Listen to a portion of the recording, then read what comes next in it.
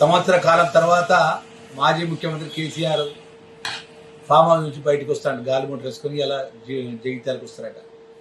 కానీ ఈ సందర్భం లోపల తన్నీర్ హరీష్ రావు ఢిల్లీకి పోవడం జరిగింది. ఢిల్లీ ఎందుకు పోయింది అంటే పార్టీలో ముసలం మొదలైంది, పార్టీలో వర్గపోరు అనేది ఇప్పుడు బయటపడ్డది.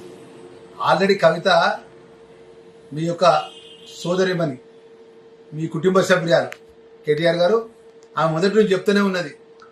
ఇవాళ ఆమె దూరమైంది. హరీష్ రావు ఇవాళ ఢిల్లీకి పోయాడు.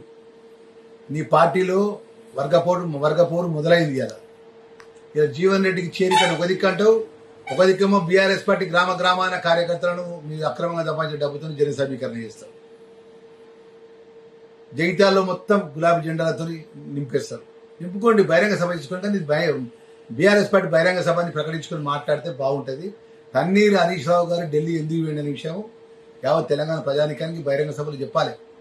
కేటీఆర్ గారు ఈ విధంగా వర్గ పోరాలు చేసుకుంటా కాంగ్రెస్ పార్టీ గౌరవ ముఖ్యమంత్రి రేవంత్ రెడ్డి పార్టీని ఏ విధంగా నిర్వీర్యం చేయాలి, ఏ విధంగా సీనియర్ నాయకుడు జీవన్ రెడ్డిని మా కాంగ్రెస్ పార్టీలో తీసుకుని ఆయన భుజం మీద తుపాకి పెట్టి అందరినీ మొత్తం కాంగ్రెస్ పార్టీని ప్రభుత్వాన్ని తిట్టాలి, ముఖ్యమంత్రి గారు తిట్టాలి, ప్రభుత్వాన్ని రికార్డులు పెట్టే ఆలోచన దురాలోచన చేస్తే మీ పార్టీ ఈరోజు 2 వర్గాలుగా వీరిపోయే ప్రమాదాన్ని పొంచి ఉన్నది.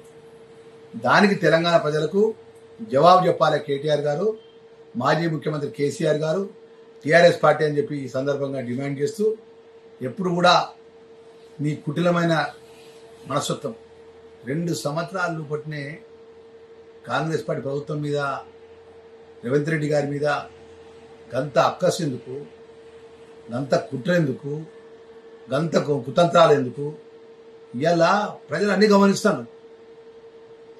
మీరు మాట్లాడే మాటలు ఒక ముఖ్యమంత్రి గారిని పట్టుకొని నోటికి ఎత్తొస్తుంత మాట్లాడతావు కేటీఆర్. ఇలా కేటీఆర్ గారు మేము ఏదంటే మేము మాట్లాడలేమా? రాజ్యాంగ నిర్మాత అంబేద్కర్ ఇచ్చినటువంటి రాజ్యాంగ పరంగా ఇచ్చిన ప్రజలతో ఎన్నుకోబడ్డ శాసనసభ్యులు ఎన్నుకున్న ముఖ్యమంత్రి సీట్ను అగౌరవపరచుకుంటూ మాట్లాడతావు.